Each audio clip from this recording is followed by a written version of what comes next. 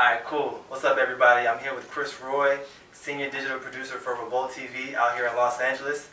We've been talking about this interview for a long time, man, so I'm glad we got it out the way. Most definitely, man. It's been a minute. Been back and forth a lot. Finally got down to, have a conversation. Yeah, so, man. welcome, man. Welcome here. Thank you, man. I love it. I love LA, man. Every time I'm here, I have a great time. Yeah, awesome. So how you feeling? I'm feeling good, man. It's Thursday, so the weekend has officially started for me. It's always a one long, continuous, cycle of events and activities, man. So I'm feeling good. It's always a weekend in LA, man. Oh yeah, every day. When I talk to talented and successful people, it's always fascinating to me to really understand where their journey began. So I want to ask you, what was your childhood like? And what was growing up like for you? My childhood was very interesting. I grew up in a single parent home. My mother was in the military. Yeah. She had me in college. She actually went to Hampton University. Oh, sure. And had me around her senior year of college. And she had to make a decision whether she was gonna take care of me or what she was gonna do to better herself. So she joined the military. And my grandparents actually raised me in the PG County area of Maryland till I was 3. Yeah. And so she went into the military as an officer.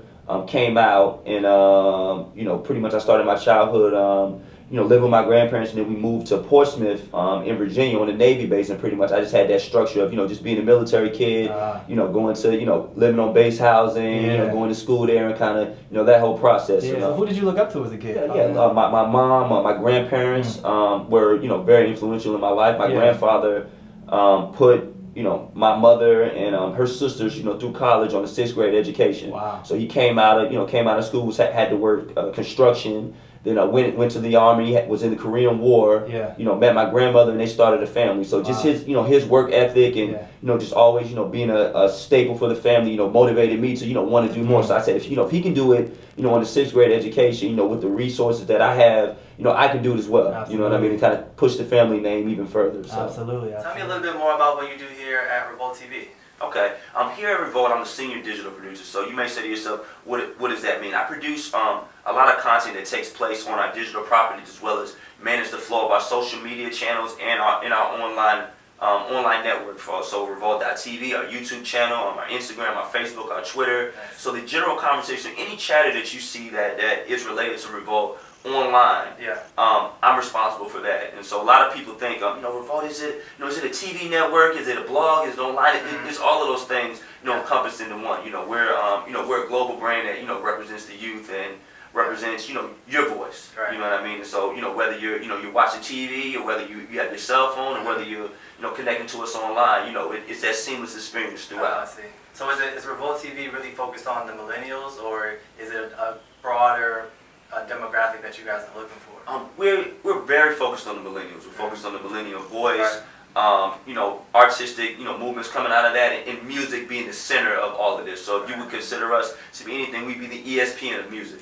Nice. So how did you get started with Revolt? I know you were in Miami for a while. You've had a crazy journey. We've been friends for a long time. Tell me more about how you went from Portsmouth and then got to LA, Revolt TV. Okay. I was at Hampton University, business marketing major. So I came out there the whole time I was in school. I was a serial entrepreneur. So I had a car customization business.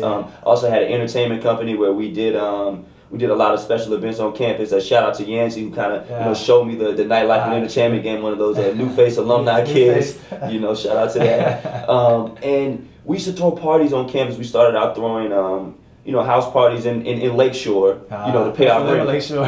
So if anybody went to college with me at Hampton days, man, our Lakeshore house parties were legendary, man. So that kind of gave me a base for, wanting to do something different. So I came out of college. I worked a couple, retail management jobs. I worked for Target as well as Sears Holding, and I was there just going through the motions, doing my thing, and I always felt like I wanted to do more. I didn't want to just come to work every day and just do the same regular thing everybody else was doing. So in my free time, I would do events, and everything that I learned in my marketing courses, I would apply to something that I loved. I would do a great job at my day job, and then in my spare time, I was always cheating on my day job with my passion. You know what I mean? And that's kind of what you have to do. The company had some financial issues. There were massive layoffs. I was a victim of some of those layoffs, and during that time, it allowed me time to really dedicate my full-time energy into what I really wanted to do. Yeah. So I started a company called Executive Marketing. Yeah. And pretty much we did a ton of nightlife events all over the 7 cities area. Mm-hmm. We started out with one night at at a nightclub, and they really gave us an opportunity to expand, use all my knowledge. We started with one venue. By the time my company was at full steam in Virginia, we had 5 weekly events on a regular basis across both sides of the water. So I was doing events in Norfolk, Virginia Beach, Hampton, special events for homecoming, and it provided a great income source for me and allowed me to develop a team and also mentor and bring young guys onto the team and really grow and build things. Right. In my process of doing that, I went down to Miami for spring break and did Black College Weekend down in Miami. We rented, we did a day party at a club called Dream down there in South Beach, Miami, and they gave us some impossible bar numbers. And pretty much when you're from out of town and you go to Miami to do special events, the people in Miami look at it like, oh, this is just an easy paycheck. These kids are green. They're gonna come down here. We're gonna beat them across the head. We'll make a ton of money off of them, and life goes on. So I came down there. They gave me an impossible bar number for for a day party. It was like $15,000 for a day party at Dream for some out of town kids that never heard us at all. And we had a great event. We had Cam Chancellor come through from the Seahawks. This is like when he first joined the team before Super Bowls and all that type of stuff. And it was an amazing event. We hit all our numbers, we hit our benchmarks, and we really made a name for ourselves down in the Miami market just by being extremely creative, having a huge following from Hampton University community as well as I went to Morehouse as well, so my AUC people came down there, and just a combination of those 2 things just allowed us to have a huge market. Right. So I left an aspect of my business in Virginia and we moved to Miami. And how was that? Was it tough? It was tough. Yeah. It was tough. There's a thing called the fishbowl effect, where things look better from the outside looking in than from the inside looking out. So we moved to Miami. You have the the fancy cars, the nice clubs, the beautiful women, the European vibe, and so it really was a breeding ground for me to develop and hone my skills as a marketer. For me to learn how to network in a different environment. It's one thing to be popping in your city where you're from, where you grew up, where you went to college, where you went to high school. And it's another thing to move to an atmosphere where no one knows you at all outside of what your social media persona may be. They have to build, brick by brick and person by person. You know what I mean? And it was an amazing experience. I had some, great relationships out there. Shout out to the 400 Club who gave us our first opportunity out there. And then shout out to Varsity Lifestyle Group. And I get a phone call one day. It says, "Hey Chris, I don't know what you're doing in Miami. I don't know if you're ready for a change of pace, but we started this thing out here in LA called Revolt TV. And it's right up your alley, with what you do with social media, what you do with marketing. And you should come out here, and meet some people." So I said, man, say no more. Say no more. I had a few miscellaneous things around the house. We sold those, got that flight. Chris was comfortable out here, so I came out to LA for a job interview, and I never left. I met with some key people they had at the company at the time, and they said, "Hey man, we like what you have going on. You're just so early that we don't have a marketing department. We don't have a social media department. This is a startup. I mean, there was probably 12 to 15 employees working for the company at the time. We were out in the office in Glendale before the office that we're currently in today, and they said, "Hey, we don't really know what we want to do, but if you stick around with us and you stick around, we'll figure it out." So even though I had been working, I had been in professional life, I had my own company, they said, "All we have for you is an internship." I said, "You know what? Give me that. I'll take that internship and I'll earn myself a position." So I grinded out, first 3 months, sharp, did everything they asked from getting the coffee to the store runs. How old were you at this time? Man, I was like 20. 26, 27, man. So I was a little further, a little further along. But I said, you know what?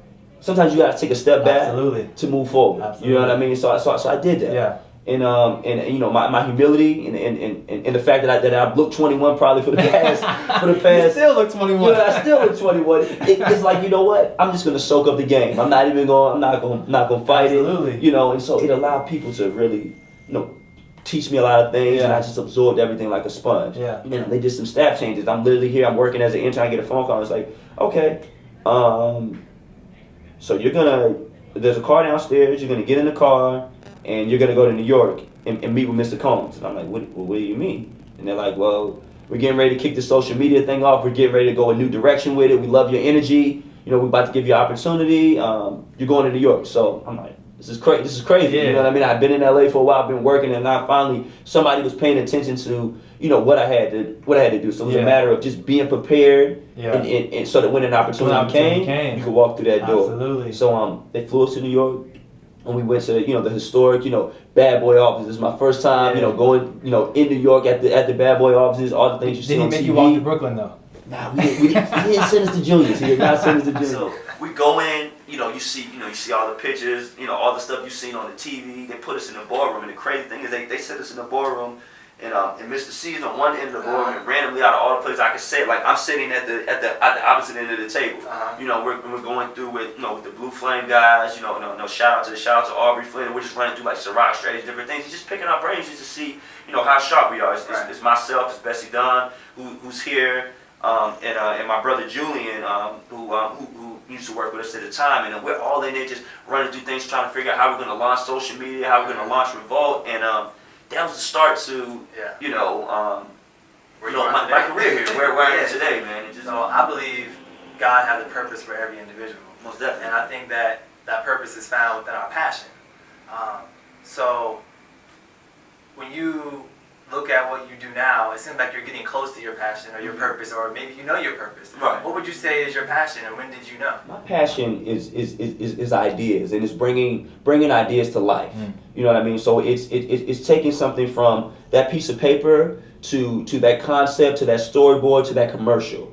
You know what I mean? And it's being able to, you know, work through that whole process and have somebody look at that and say, you know, and blowing people's minds, you know, bringing things to reality. So I think my purpose is really idea generation and marketing, and really taking those ideas and bringing them to life. Nice.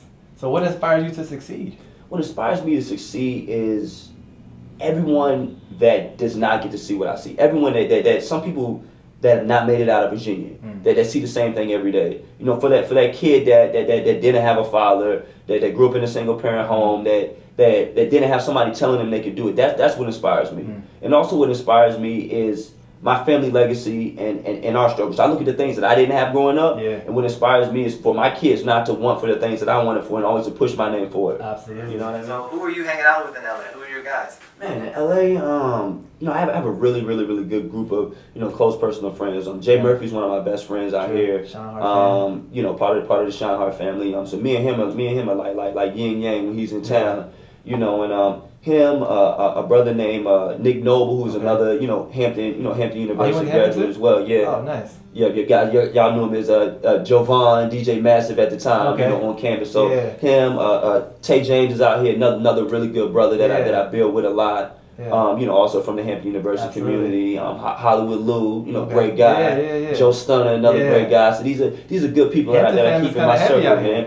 Very heavy, man. So those guys, as well as I have a guy named Sean Dickinson, who's my plug for all my nightlife connects out here, man. Great guy, good resource. They have a startup label called Heartfelt Sound. How do you use your passion and experience to gain access in LA? Because I see you on Instagram, you're at, you know, this nightclub, you're at that club, you're in the mansions, you're in the hills. I'm like, this guy has access out here. How have you gained the access? What skills have you used?